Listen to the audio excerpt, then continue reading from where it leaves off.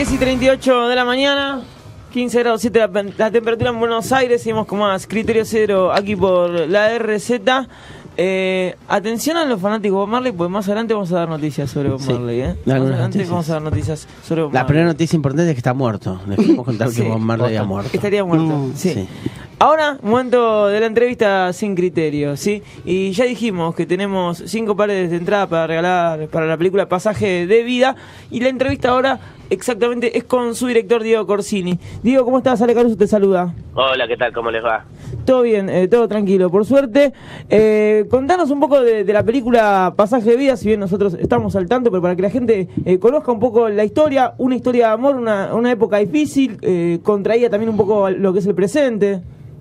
Sí, es una peli, tal cual como lo dijiste, fue un buen resumen. Viste que a los directores nos cuesta siempre resumirlo y terminamos contando casi escena por escena la película, pero está muy bien lo que dijiste.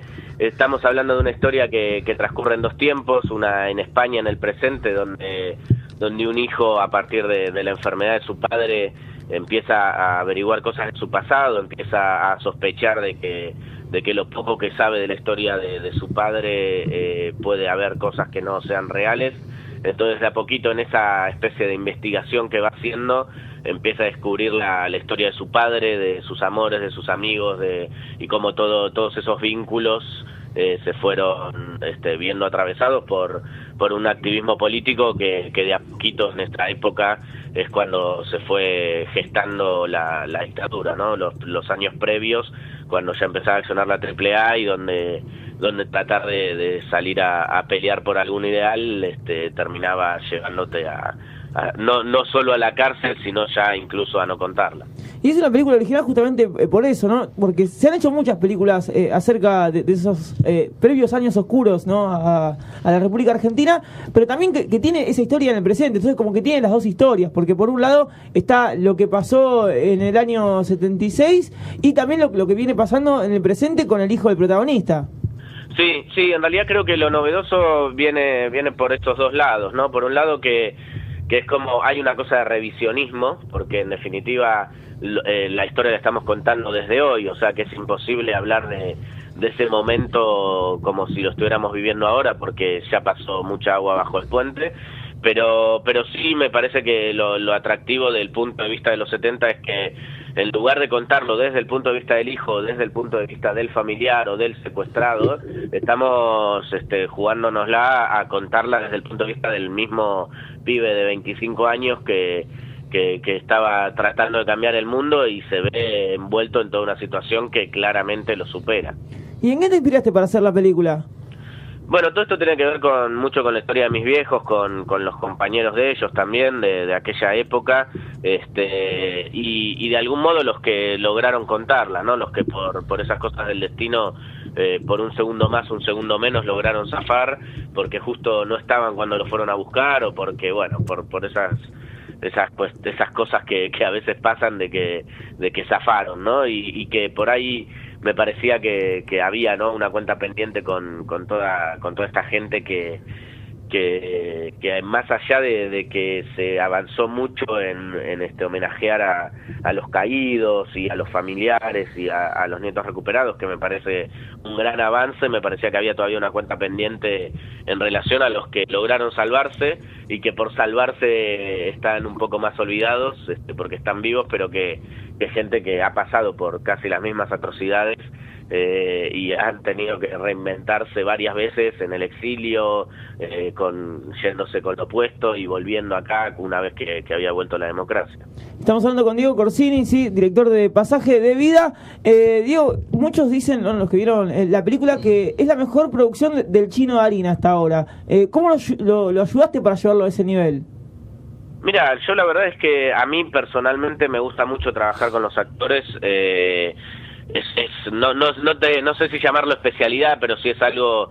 Yo soy muy obsesivo en todo el trabajo, en el cuidado estético, en el cuidado de cada una de las áreas del cine, pero sí admito que hay algo en el trabajo con lo actoral que disfruto muchísimo, yo arranqué mi carrera desde el palo actoral y la verdad es que bueno, las decisiones que fui tomando me fueron llevando al detrás de cámara, pero siempre es algo que me atrae mucho y como estuve del otro lado, yo siempre trato de dirigir de la manera que a mí me hubiese gustado que me dirigieran. Entonces, la verdad es que tanto con el Chino como con todo el resto del elenco trato de ver de qué manera llegar a que rindan lo máximo posible que puedan rendir, y sobre todo me parece que una cosa que agradece siempre un actor es sacarlos del estereotipo por ahí al que están más acostumbrados a trabajar, ¿no? O sea, no hacer de ellos mismos o no repetir el mismo personaje que vienen haciendo en otras series o en otras películas, y eso creo que lo agradecen mucho, entonces también se ve muy bien reflejado en el trabajo, ¿no? Y creo que acá el Chino está haciendo un papel radicalmente distinto a todo lo que lo vimos hacer antes.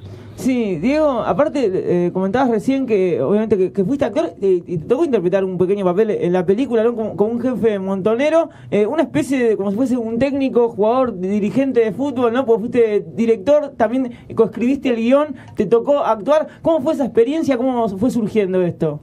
Y fuertísimo, mira, la verdad es que yo he hecho una película antes como director, pero hice varias como productor, he guionado, pero bueno, la actuación siempre me pica, ¿no? Por esto de que te digo, de que arranqué por ahí, y era una cuenta pendiente, y la verdad es que fue una decisión importante, porque en casi todo estaba muy confiado, muy seguro, obviamente te agarran las dudas normales, ¿no? De cualquier emprendimiento que uno está encarando, pero la realidad es que tomar la decisión de interpretar ese personaje fue importante. Me apoyé mucho en mis socios, en Mariana Cangas y en Mati Lertora, y en el equipo, que por suerte tenía un equipo que me bancaba mucho, y mismo del elenco, pero admito que las 2 jornadas que me tocó interpretar para hacer las escenas que tengo en la película deben haber sido las 2 jornadas más jodidas, ¿no? Porque uno cuando está actuando se tiene que dejar guiar, sí. Y el guía era yo mismo, entonces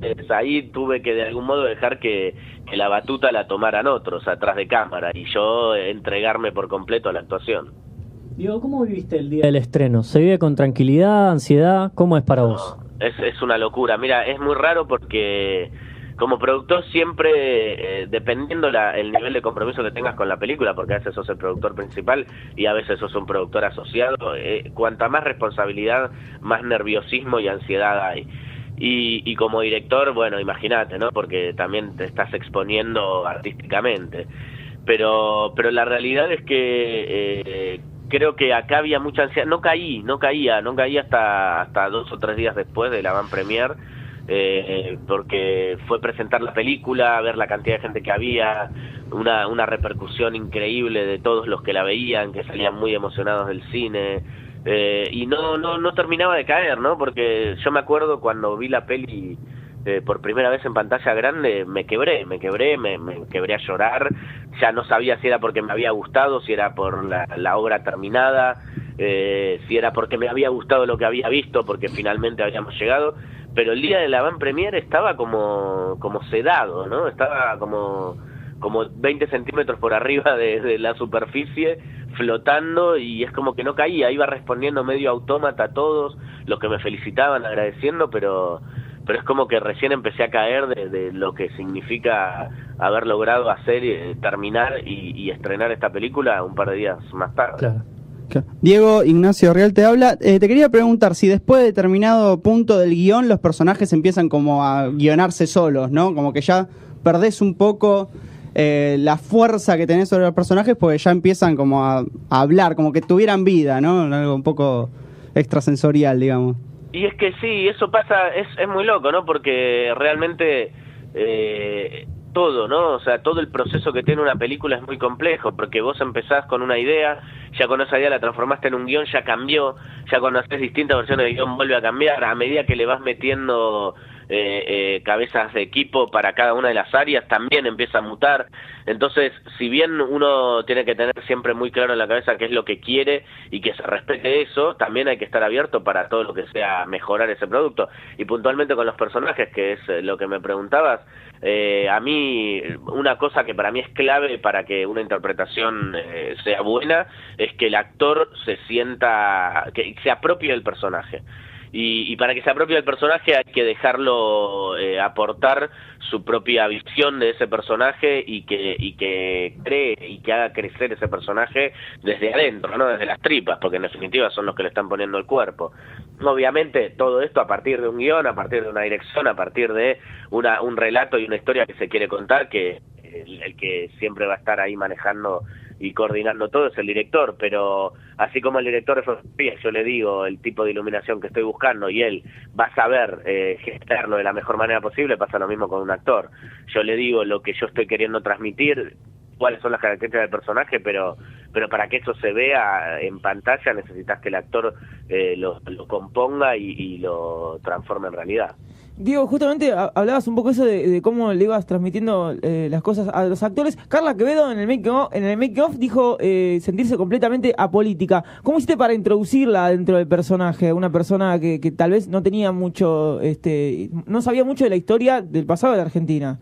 Es que yo creo que en gran parte la película tiene mucho que ver con eso. Creo que de alguna manera fue el experimento con el elenco joven, es un poco también el mismo recorrido que yo busco que el público joven de la película haga al ver la película, o sea, que al sumergirse en esa ficción vaya enterándose de un montón de cosas que por ahí ya para muchos están muy trilladas o ya tienen como una idea asimilada de cómo fueron esos años, que es por ahí una historia oficial o por ahí el discurso de siempre, ¿no? De la dictadura, el terrorismo de Estado, el genocidio, pero hay muchas cosas que la gente no se entera y sobre todo de la parte humana, ¿no? O sea, ¿qué es esto de el guerrillero, el militante? ¿Qué es esto de activar políticamente, el activismo político?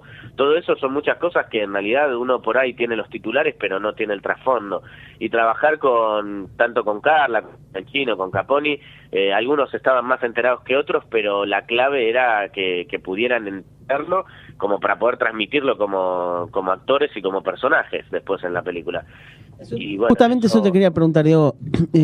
Los actores, ¿qué al tanto de digamos en sí la historia real, por decirlo de alguna manera, estaban como para poder compenetrarse más en los personajes? ¿Sabían, conocían, quizás no sabían tanto? Al principio tenían, obviamente, lo que todos sabemos, o la mayoría sabemos.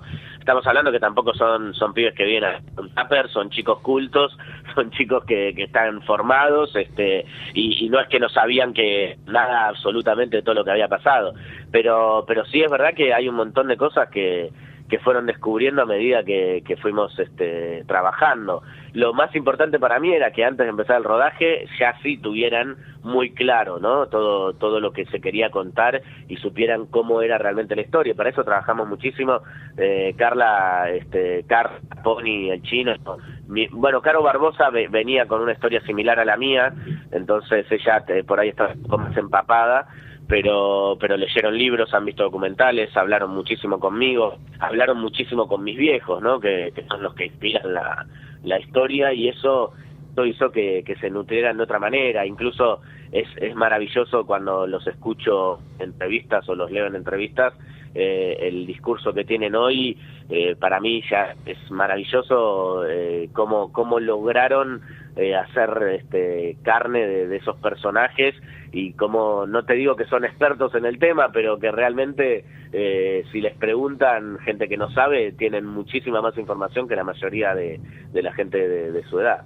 Por si no nos agarrás ahora, te contamos que estás escuchando a Diego Corsini de Pasaje de Vida. Diego, contaste que te emocionaste mucho en la Van Premier. ¿Sos de ir a veces a las salas, ¿no? Algún fin de semana, meterte ahí en una sala para ver también las reacciones de la gente común que va a ver la película?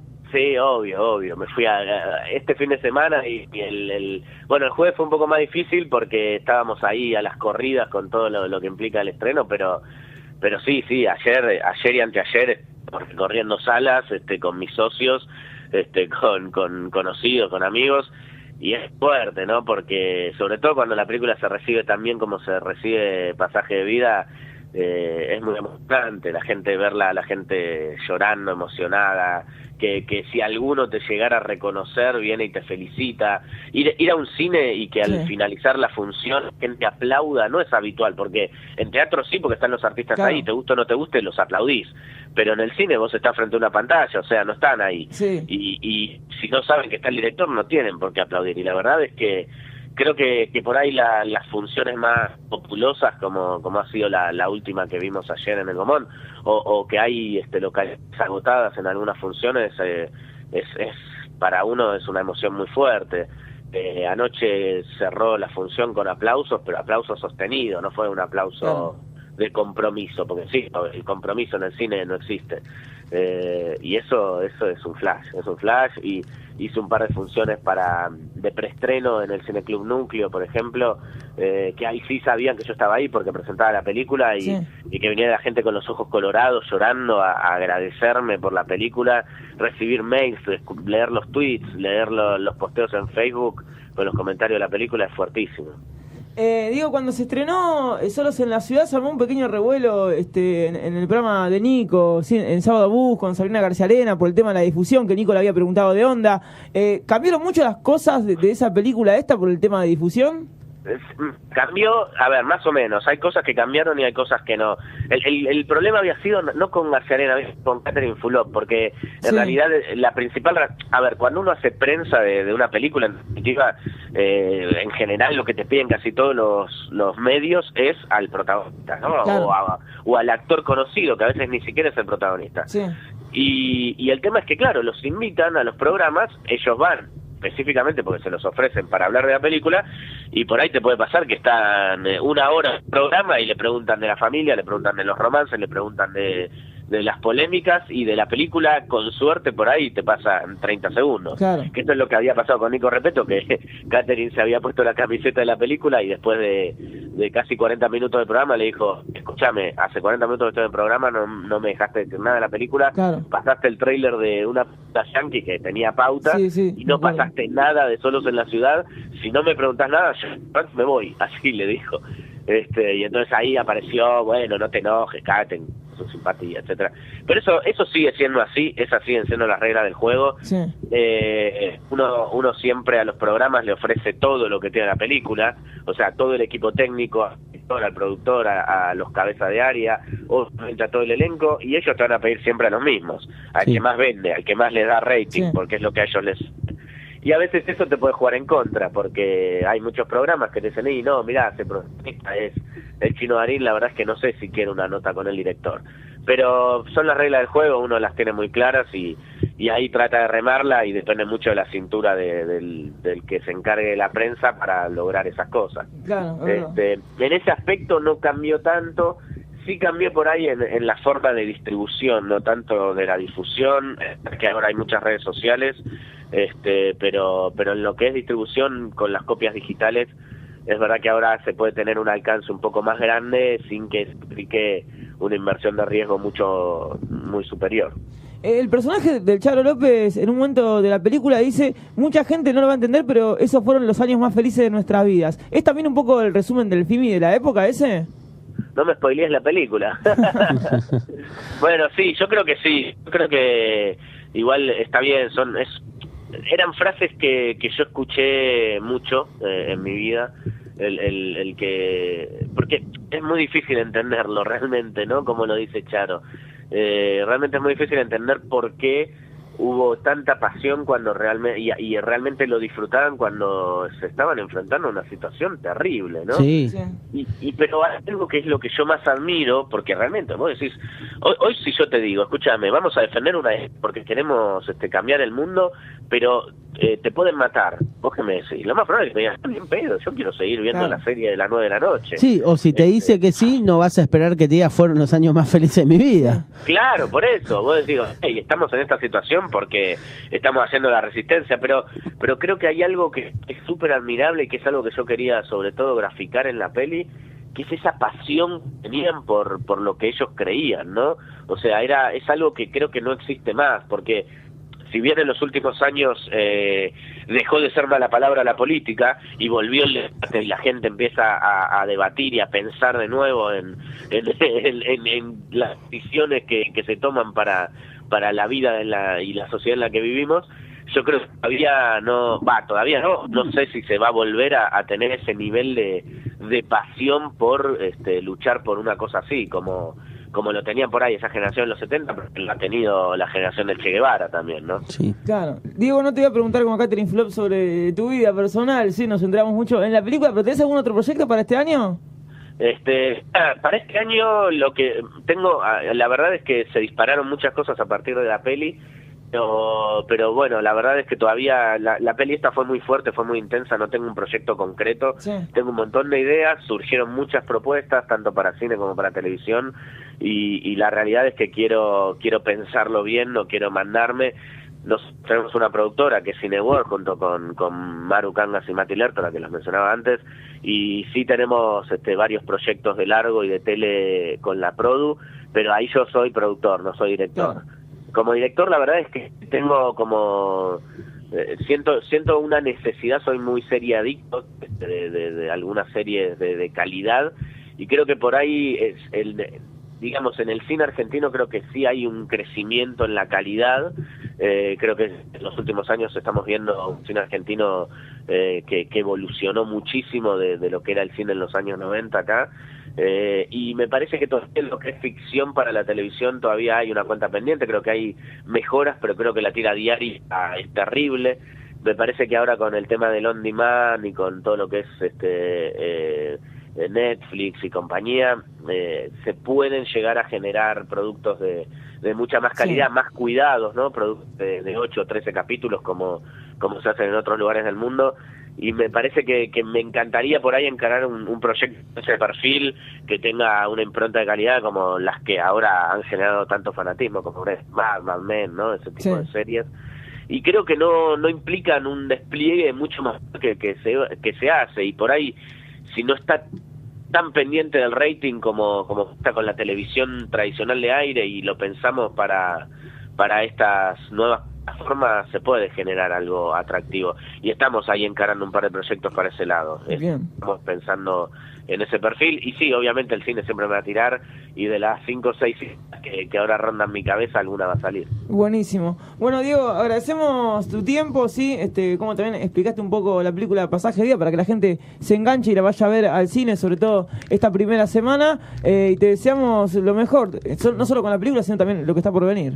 Bueno, muchas gracias, y bueno, eso, sépanlo que estos días son fundamentales para que la peli pueda seguir en cartel, y que la vayan a ver, que no se la pierdan, que vale la pena, y que bueno, que la busquen en las salas, que está por ahí. Bien, Diego, un saludo. Bueno, un abrazo, chau. Ahí pasaba Diego Corsini, director de Pasaje de Vida. Acordate que estamos regalando en realidad 5 pares de entradas para ver la película en el cine que vos quieras. Seguimos con más Criterio Cero hasta las 11:30 o hasta que nos dé la nafta por la receta.